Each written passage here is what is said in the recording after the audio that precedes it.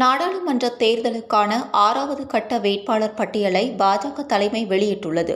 543 மக்களவைத் தொகுதிகளுக்கான தேர்தல் ஏப்ரல் 19ஆம் தேதி தொடங்கி 7 கட்டங்களாக நடைபெறுகிறது. இந்த தேர்தலில் சுமார் 97 கோடி வாக்காளர்கள் வாக்களிக்க தகுதி பெற்றுள்ளனர். ஜூன் 4ஆம் தேதி வாக்கு எண்ணிக்கை நடைபெறுகிறது.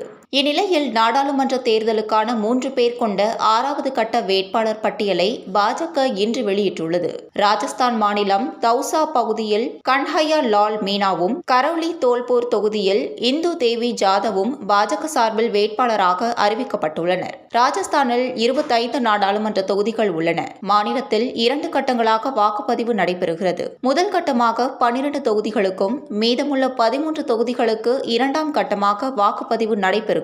இதேபோல் இன்னர் மணிப்பூர் மக்களவைத் தொகுதியில் தோனோஜாம் பசந்தகுமார் சிங் பாஜக வேட்பாளராக அறிவிக்கப்பட்டுள்ளார். மணிப்பூரில் 2 கட்டங்களாக வாக்குப்பதிவு நடைபெறுகிறது. முதல் கட்ட வாக்குப்பதிவு ஏப்ரல் 19ஆம் தேதியும், 2வது கட்ட வாக்குப்பதிவு ஏப்ரல் 26ஆம் தேதியும் நடைபெறவுள்ளது.